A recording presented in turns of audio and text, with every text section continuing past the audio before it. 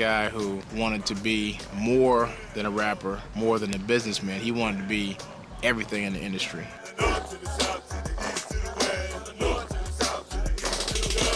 What P would do is he would go to the neighborhood and find out who had the best systems in their cars and give them out free copies and just have that bumping through the whole neighborhood. He went to the barber shops, the barbecue places, the chitlin stores or wherever, and he established himself in the minds and hearts of those fans that I think a lot of us overlook. He certainly made an impact on the music industry that probably never really wanted someone like him in the industry. That's what being a hustler is about, and rap music was Master P's hustle.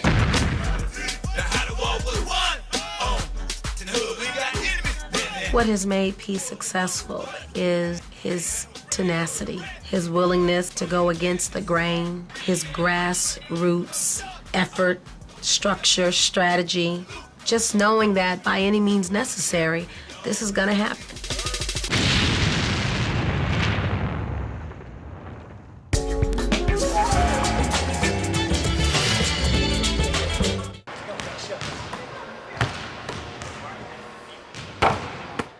Most people, when they make money, they want to go play golf. I wanted to play basketball, and I could do it on a professional level. You have to imagine, anybody that played in the CBA, the IBL, the USBL, his rugged leagues, they way worse than the NBA.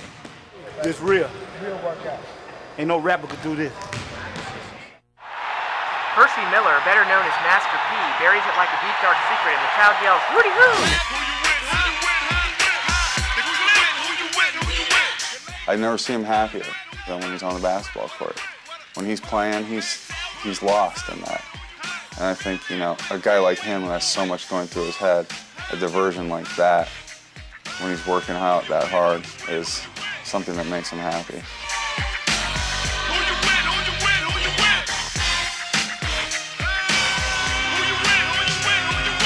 The fact that he's always played basketball and that's where his heart and mind is at, I think he's taken that same Master P energy that we've had in music, and I think he's starting to shift it over there.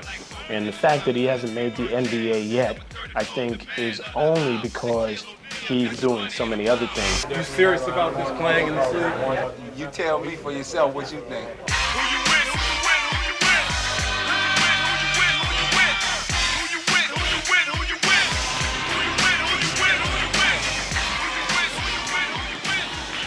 This is Master P's banner when he hold his youth basketball camp, Save the Children Foundation. Master P, we are here where he came up and played basketball, him and C Murder. This is the gym where I used to whoop on them at. I taught them everything they knew. I want the world to know that me, Leroy, I taught P everything he knew.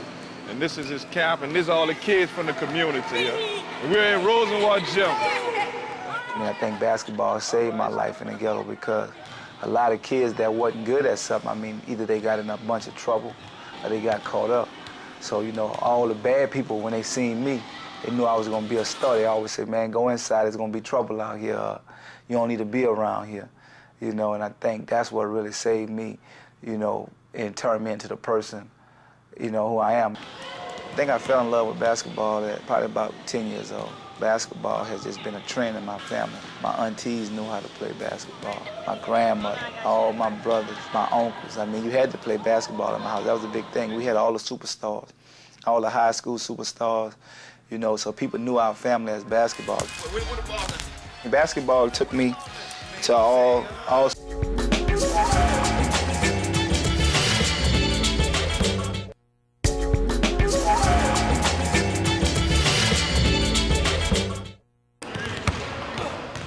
I started from the streets, and that's the way it is, you know, and that's all I know. I mean, we're gonna be thugging till the end, just like on a basketball court, because I'll be thugging out there, you know what I mean? Good shot, that's it. That's how I am, you know, you won't have to come to play. No, y'all know nothing about that. I represent where them killers hang. Third wall, Kelly, your projects, we got our own thing. P grew up in an area that was known that you be in your bed at 8, 9 o'clock at night, and you had to jump on the floor from gunshots, and you thinking it could be coming in your house, you know, stuff like that. It was killing, robbing, jacking, people using drugs, and everything in the project. Be ready to take a brother out before that count of 1, 2, 3. So give me your gold chain. What about your gold ring? The majority of the stuff he talk about, he done been through or seen through the projects, you know what I'm saying? So it's real reality. It's not nothing fiction and all that kind of stuff. No fiction, it's all real. You go brother stunting, perpetrate, talking smack. You go to the projects, you might get your head cracked. P was a nice kid. His grandmother raised him right to where he wanted out of the project. Callio Projects to me is just a whole different world. You know, I don't think people really understand it. You know, I mean, now that people got their own projects and they all say about their different projects, I mean, but I think when people really get to see this place, they're like, man, you grew up here? I mean, now I understand why my grandmother always wanted us inside early. She didn't want us hanging in, you know, why the rules was always strict, and you know why if we out, if she couldn't find us, she'd come looking for us, you know what I'm saying? And I used to be like, oh man, you know, I'm too cool for this, don't be coming looking for me, you know what I'm saying? But as you grow older, you understand that it's love. And it helped me. I mean, I think it turned me into a serious soldier, you know, and it helped save my life. I knew life was real when me and my grandmother sitting in the washerette. They gunned the guy down right there in the washerette, you know. And I'm like, you know, guy looking at me like, you know, I'm like, told my grandmother, you know, that's how it is. Cause I'm body.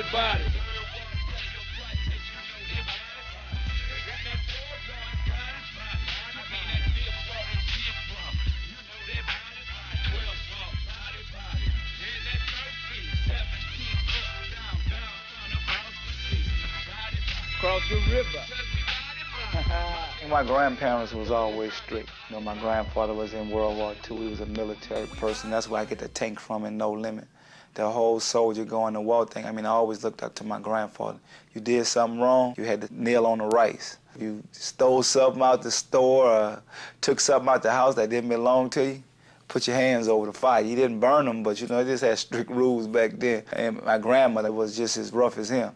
You know, I mean, everybody knew my grandmother in the project. You know, we always had the neatest house in the project, and it was like, you had to abide by their rules. You know, I mean, it was serious, it was military. I think that's what saved us. We had goals, we had to leave out the house neat. We had to make sure we did our chores every day. It was just a place for us to live. You know, we didn't took it like, oh, we live in a project, we supposed to be poor and we supposed to be toe up. We ain't supposed to think big. You know what they told me?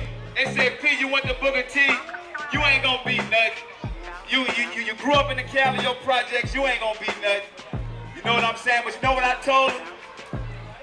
I can be whatever I want to be because it ain't no limit, you heard me? When I started off in kindergarten, I was the king of the school. As I grew up, I was the 8th grade president of the school. Other people didn't know that I was from the project. I always was an A student. I got in trouble when I got a C on my report card. By me living in the ghetto, going to a school of the environment I went to, a C is like great. You know, all my other classmates had a C. I mean, it was like, you know, but for me to get a C, you know, knowing everything that they put into me, it really was like heartbreaking for me, you know. I mean, after that, I knew I had to get my life together. I had to get my act together. You know what? If I had to do it all over again, I'd go to school. I wouldn't be out here hustling, man. You ever been shot before, shoe shine? You hear what I'm saying? You ever been shot before? No. Don't act stupid then, man. It's the real world, man. You know what I'm saying? You don't want to be out here hustling, selling dope. Man, you could go to school. You could be a doctor. You could be a lawyer. I got to high school. I was the president of my high school. I was captain of the football team, basketball team. Basketball took me to All-Star in high school, and it took me to college. And hopefully it was going to take me to the NBA. Basically what happened was I had a basketball scholarship to Louisville University. And what happened was my grandmother didn't want me to go way to Louisville, but I had family members lived in Houston. I had my aunt, Maxine, so I was like, well, you know what, that's the closest place I could go to home. And if I can't make it on that team, I don't even want no scholarship. I shouldn't be able to go nowhere. You know, so everybody's like, oh, you turning down the scholarship to go walk on at a team. University of Houston, I walked on. That's the team I want to play for, the 5 Slammer Jammers. That was the team back then. When I got there, people was like, oh, you ain't gonna make this team. They got too many good players. You know, I went in there and did my thing and made the team, and you know, everybody was like just tripped out. You know, I stayed there 2 years and did my thing, but what happened was I got hurt, and then I had to start all over again. So as the time I was trying to rehab myself, the injury that I had, the music thing started just taking off.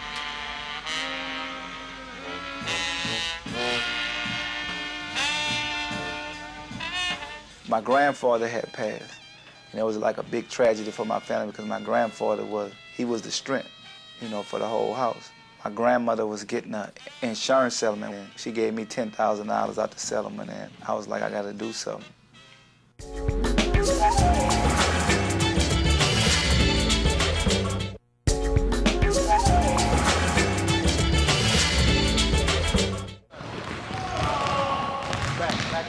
My whole thing is, you know, once you physically feeling right, and I think that's what basketball always gave them, being able to go in that basketball court. If you can run up and down that court, you know what, you're gonna be all right. You could go work any job. Let us go! Mobbing through the hood, 6 deep, who riding up to no good.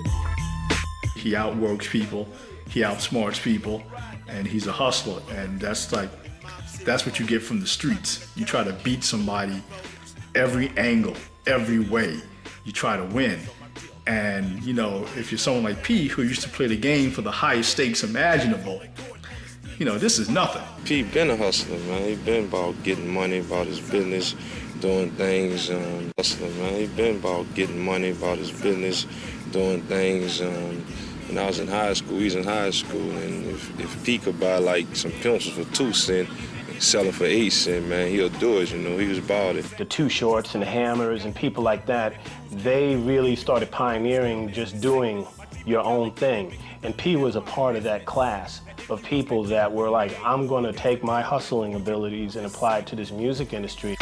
Mobbing through the hood, 6 deep, who riding up to no good. Mobbing through the I mean, New Orleans was the murder capital of the world. If you a black male and you caught up around the ghetto, you either going to jail or gonna get killed. I mean, that's just how the circle was going. I'm like, you know, I got to break out of this circle. You know, I can't see myself down in this coatway. You know, I'm about to go to Hollywood and make it happen. I say, you know, the only way I can make it in this music thing is I have to go to California and New York. My mother was living in Richmond, California, and my wife jumped in our truck. You know, I just had a newborn son, and we got on the road. We was like, we didn't know where we was going and what we was gonna do, but I had to go for something. You know, I just couldn't be another teenager dying in the ghetto, dying in the Calio projects. You know what I'm saying? Like, whatever I do, I'm gonna die trying and going after something big.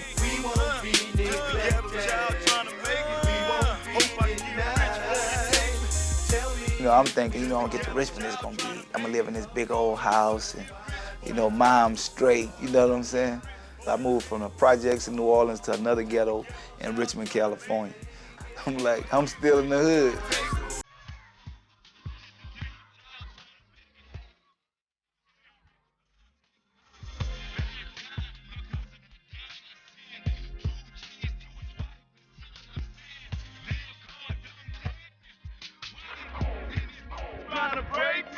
When I got to Richmond, I mean, you know, I'm a kid, 19 years old. I ain't never had $10,000 like a lot of money. I'm like, I gotta start some kind of business. And I wanted to start like an auto detail on wheels or stuff like that, you know. And I was like, I gotta do something with this money. And all of a sudden, you know, by me liking the music, and I was in the rap business, and I was like, you know what? I want to do it from a consumer standpoint. I'm gonna open up a record store. I went in Richmond, California, and looked at all the neighborhoods and seen that it was only one mom and pop record store. Now I'm like, oh, it ain't no limit to this. I gotta put another hip hop store out here where I get music from down south, from the East Coast, something that this mom and pop store don't have. You know, this mom and pop store was Joan and Harris, and everybody was going to them, and I was like, if these old people could sell the music that I buy, I mean, I know definitely I can. Mobbing through the hood, 6 deep, The store was on San Pablo Avenue in Richmond. I had this fixed up car. I used to put my car outside, and then all the neighborhood kids would be coming trying to see who car that was and start coming into the store and seeing that we had the product that they wanted. Had good customer service. People started coming in. They liked me, and they seen how young I was. Like, you own this business? Sometimes I used to have to lie to the consumers and stuff, tell them, yeah, I'm just working for my dad and stuff like that, because, they didn't want to do business with me. I was too young. Some 19-year-old kid sitting in there talking about he owned a company. And everything was going good. Everything was going great. And I was like, I started this business with $10,000, and I was making like $10,000 a month. I want y'all to play this at funerals in the hood. Tell all this black on black crime stuff. It's just sad. It's something that I don't think no parents want to go through and no family members want. And I think people don't really understand that till it hit their home, because I never really understood that. I looked at it from other people's perspective, like seeing it happen. I grew up in the ghetto, seeing it happen next door, around the corner, one of my friends or whatever, but I never really took it serious till I'm sitting in a church house dressed up in a suit saying, and it's real. Thinking that, my brother ain't dead, I'm gonna see him again tomorrow. It's just a joke, somebody playing the game. But you don't understand that, and you don't understand how serious it is till you hit that funeral home. That's when all reality wakes up, and it's real.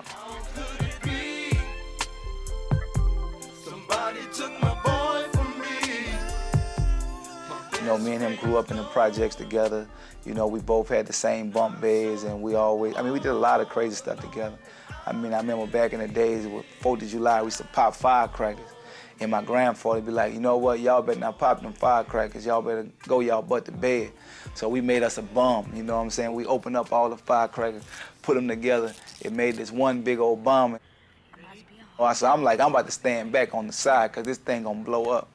My brother he just was outgoing where he always wanted to be bold, He was like, man, I'm about to light this thing. So he lit the thing blew up. Blew up in his face where he had cuts in his face, but we not. We had to go deal with my grandfather because he told us not to go outside. I used to hang with my boy, even with my boy. I used to with my boy.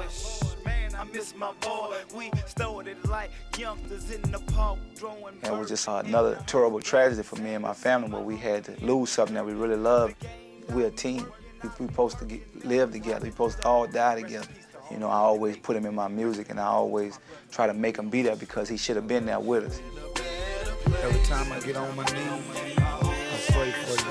I'm glad you're in a better place. Ain't no more killing, ain't no more fights, and ain't no more tears.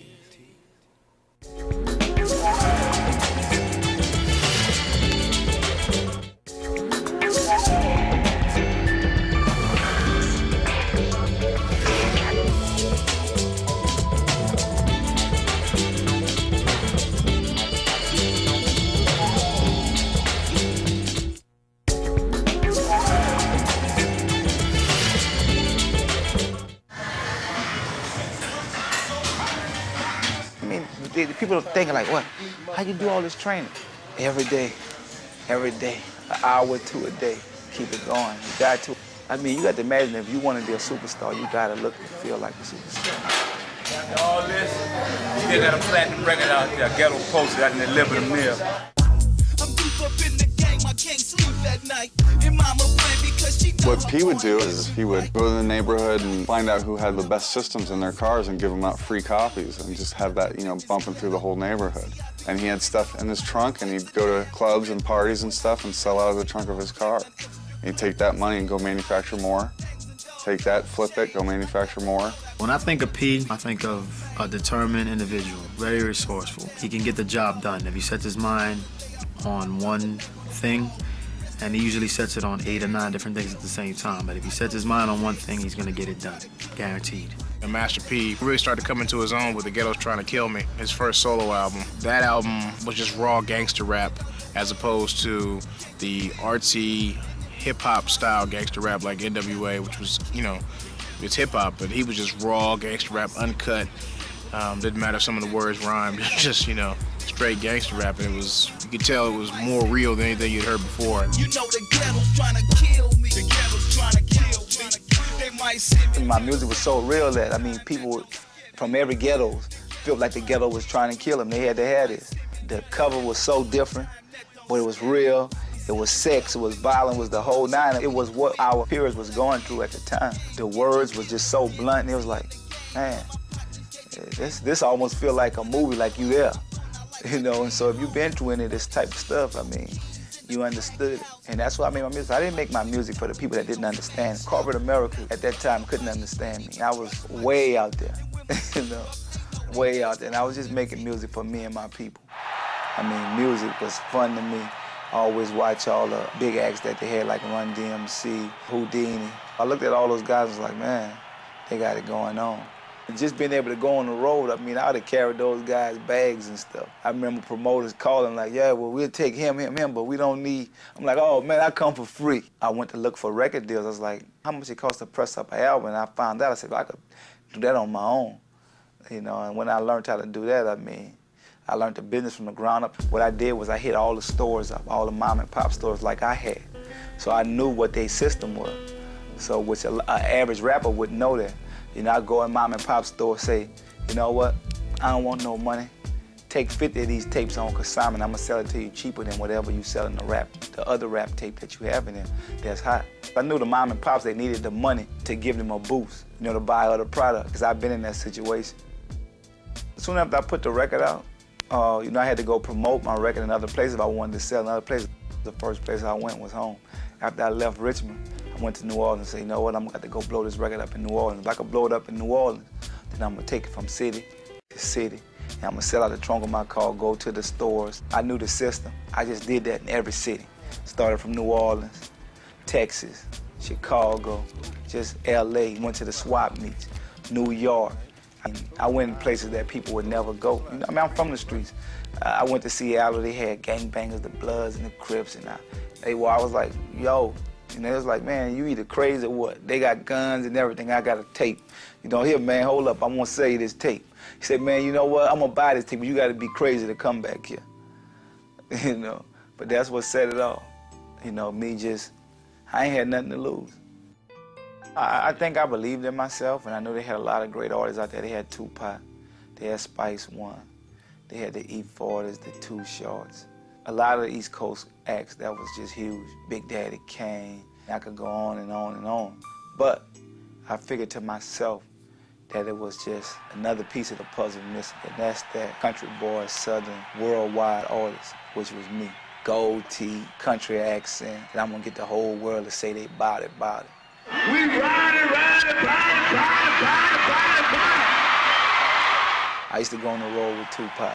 He was like, bout it. Yeah, bout it. I'm gonna be the bomb. Just me and my little brother C. You know, me and C Murray, we was the only one with no security, no nothing, just me and him. We traveled for long distance, all you listen to their music. They never wanted to pop my music, and I'm like, all right, one day y'all gonna listen to me. Everybody else was huge, had the big entourage, security, had the girls. Girls would walk up to me, oh, where Tupac at? Like I'm a security guard or something, you know what I'm saying? Yeah,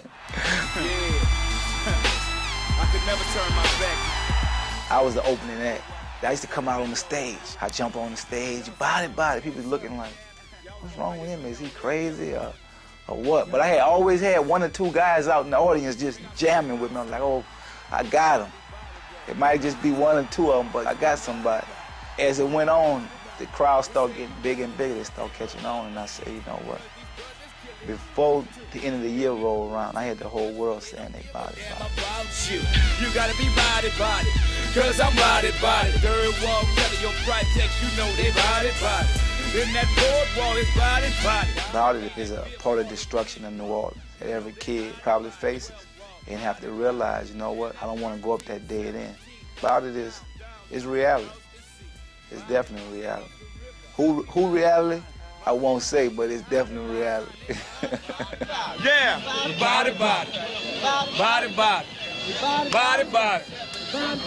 that it? That's it. Cut, that's it. Y'all don't want to step to this, huh? What? Y'all don't want to step to this, huh? What? Y'all don't want to step to this. When I give somebody my music, I got to give it to them real. Some of the stuff about the women and stuff, I let my wife know, it's just music. Me and my wife don't agree upon the music I do, but it's different from me standing on a corner hustling or doing something wrong, and I think that my wife learned to understand that it's just a job. It's a whole other side of me. You just got to deal with it, you know what I'm saying? She get the utmost respect from me, but when I'm doing an album, I got to make a complete record.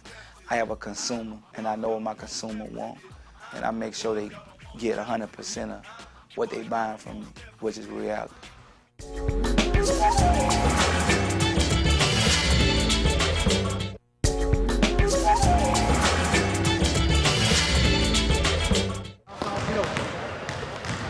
Make shots, Pete. It's only a matter of time now, just being a part of the system. I just had to get that out people's minds. The rap music, gangster rap, and all that type of stuff. I've been working on my game. Everybody else rooting for me. They know that I stuck with it, and they know it's real. They know it's in my heart. Hard work pay off. Hard work pay off, baby. That's why I'm a soldier. I'm a three-point soldier, you heard me?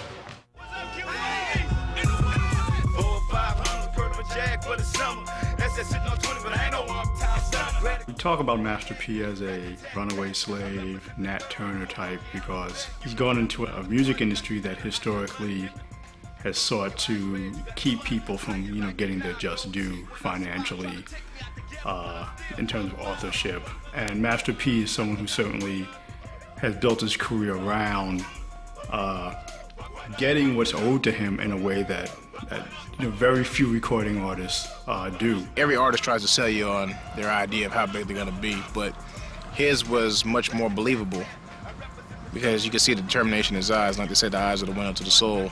You could see exactly what he wanted to accomplish. How you like me now? Gold teeth when I smile. Try to take me out the ghetto, but I'm still buck wild. So buckle up with us. At the very core of it, the reason that he can own everything that he does is because he's not afraid to invest in himself. He's not afraid to put up his own money and invest in a product. He knows how to take it from concept to the consumer.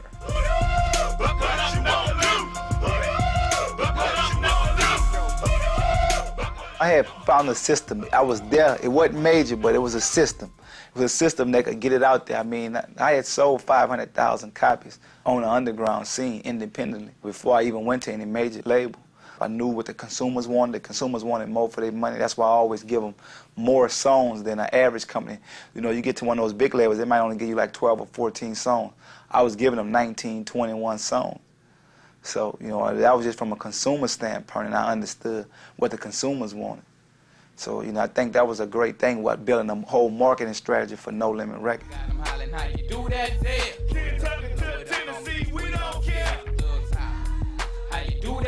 I had other labels came at me. I went to New York. I was offered like $1 million deals on the table. I ain't gonna say which record companies, but they probably mad now. You know what I'm saying? And I ain't never had nothing. $1 million back then to me was like, some of these companies that just gave Death Row like 10 million, Bad Boy like 10 million. So I was right in that era where they was looking for the next thing. Some of these companies had made like 50 deals, 51% deals. I'm like, nah, I need a little more than that, So I was looking for a deal that I could do a 85% deal, and I only give them 15%. It was like, no way that's gonna happen. Hustling just a habit, young bread and cabbage, popcorn and grits, I'm trying to get a rabbit. What about a nice stallion to sliding, 20-inch Vos with some candy paint to ride it. Priority wanted me real bad. I had a lot of other companies wanting me real bad. And I said, you know what? I don't want no money up front. I put that all on the table. Because I was selling records out the trunk of my car. So, I was getting a little check every week. So I told Priority I didn't want no money up front. They thought I was crazy. They laughed.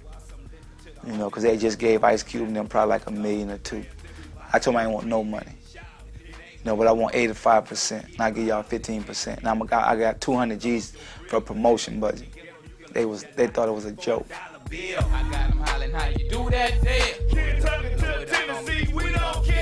It'll never happen again. They'll never give a black person a deal like that. They probably thought I was gonna go get killed next week. They knew I was from the ghetto. Probably said, oh, he nothing but another drug dealer. He'll never make it. And like, well, I'm after something bigger, no limit. My father's dead, and I'm his only son. So I guess that make me the new Don, huh? Well, you got to imagine, if you selling music, and you selling clothes, and you selling tennis shoes, you should be able to cross-promote all that.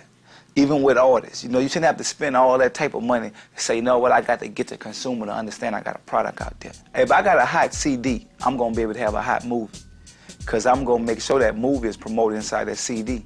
If I got a movie, I'm going to make sure that CD turned to be a hot item because I'm going to promote that CD inside the movie. And that's what this is about, you know, putting yourself in a position where you could do multi-million-dollar deals.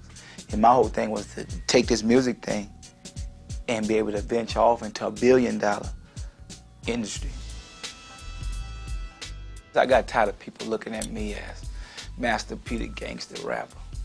You know, I mean, society, I mean, I done made a bunch of money. I want to be able to spend my money, take care of my family, do things that a rapper can't do. Corporate America, as they say, white America, see you as just a dumb kid on the mic. They don't see you as a business. I don't care how much money you make. Unless you're doing other businesses that's corporate America, that's when they start understanding you. And that's what I wanted to get into other business. So Cowboy, what's your game? But my music being so hardcore, I knew I had to make myself into a star. I mean, with movies like Menace to Society and Boys in the Hood, I mean, I come from that type of lifestyle. I could make those type of movies 24/7. Man, chill out with that stuff. These niggas acting like they hustling. But y'all hustling? I mean, you get some white guy from Hollywood telling us how to make a ghetto movie. Come on. It ain't reality. You get somebody like me behind the camera and making a movie, you're going to get the real deal. And that's when I came up with the movie Bout. And all the stuff I done been through with me and my family, and it was an instant hit. Sold 300,000-400,000 copies on VHS at $19 on the street. I mean, I knew I had what it takes. I had film producers and directors mad at me. Spike Lee, oh man, he ain't no real movie director. I mean, I made stuff that sold though. You know, I didn't make movies that lost money. You know what I'm saying? Cause we real. You better guard your grill. Cause if we body, if you ain't body, you might get killed. Music can only go so far, so I had to come up with other kind of businesses that could generate serious revenue, that get into other corporations that, you know what, I could turn this into $1 billion business. Hopefully one day I get there. That's some faraway goals right now, but they there.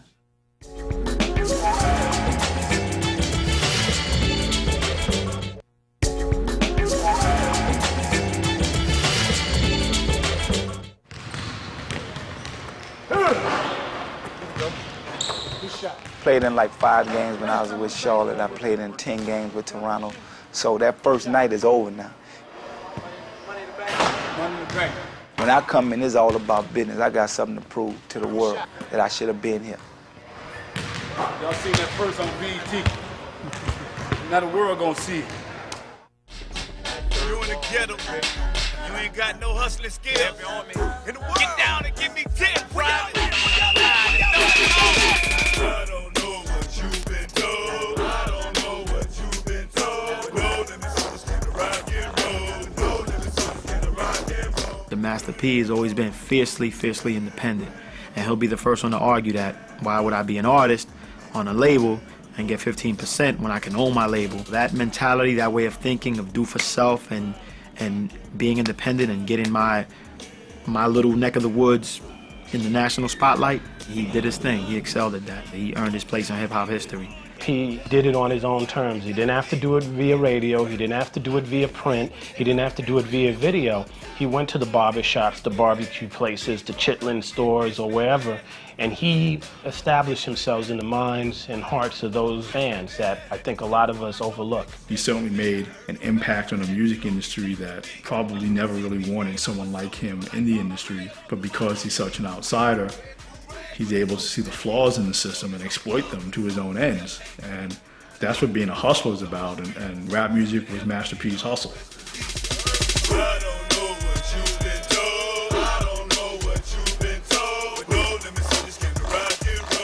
What has made P successful is his tenacity, his willingness to go against the grain, his grassroots effort, structure, strategy, just knowing that by any means necessary, this is going to happen. And his word is, they don't hear me though.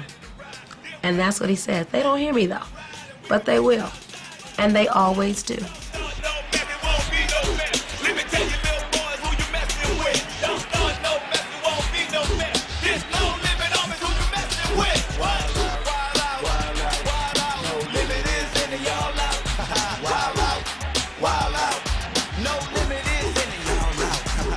It's grown.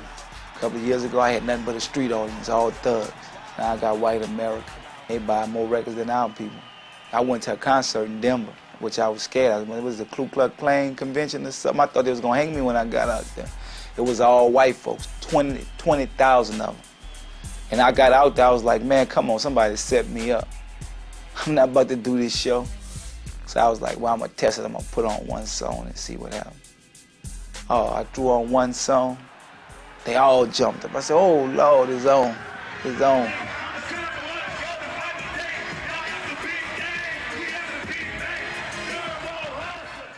They buying our music too. So that let me know that, you know what? You can't judge a book by its cover.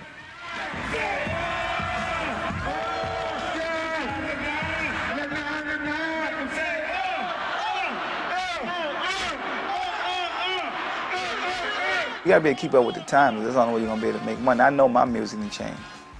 You know, a couple of years ago, ride, slow music was there. Now, people wanna party.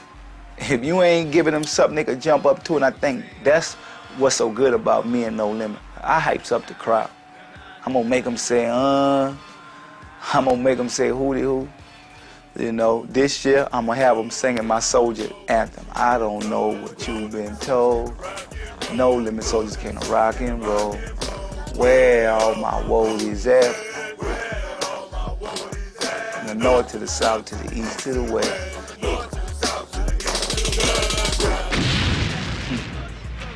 Guns from the far east to Mexico, huh? All right. But I'm gonna do the negotiating, and I'm gonna decide which countries we're gonna deal with. It's your world, baby. Don't get lost in it. Don't get lost in it. After I made so much money and blew up, I thought to myself, you know what, forget the media. Forget anybody who don't understand that I done changed my life, because I know I have. I done donated to charities. I mean, I even went donated to my old school, which was a Catholic school, St. Monica. I gave them like $500,000. I was about to close the school up. And it was a whole big protest. We wasn't gonna take this money because he got cussing in his music. I'm like, you know what? They got people cussing in church every day. Only thing, they never put it on the record. And I knew where my heart was at. And I said, you know what, in the end, I ain't got nothing to prove to them. If they don't take the money, that's cool. At least I tried to save my school. I tried to save my community. If people don't understand me, only the man up above understand me. And that's the only person who got to understand me. After that, I care less. I don't have no image to hold. I don't care what the media say about me. As long as I'm one with the man up above, I'm straight. I'm straight. Success is like the stock market. You just got to be a great business person because they go up and down. As long as you win more than you lose, you're doing great business. I don't think kids understand that. They think you got to win every day. Look at the Lakers. They won a championship, but they didn't win every game. But they won more than they lost. That's how you get to the championship. Same way in business. My whole thing with No Limit is building a legacy. I mean, I do my thing. I done have fun. You know, I feel like I done conquered whatever I need to conquer now. I'm living for my family. I'm living for my kids. I'm living for the generations that's coming after me. You know, so when they pull our heritages up, say, you know, the Miller family, oh yeah, they built a hell of a corporation. They came out together, they changed their life, they built a legacy, No Limit. We all will be able to eat off this for the next 50, 60 years, you know. So that's what this is about with me. Six to get your work, coach. Percy Miller is just me. When all the music and everything else is gone, the superstar Master P and all that type of stuff, Miller's just a person that can go be home, be with his family, and be himself. Ten to get your work. And that's what it is. That's what Percy Miller is. Just the ordinary guy that came from the ghetto that got lucky. Let them know it's real. What 12 will get you, coach? And just get on my knees every night and thank the man up above for choosing me. Could have went either way. I could be dead or in jail, and Percy Miller be a nobody. Now, Percy Miller gonna live out forever.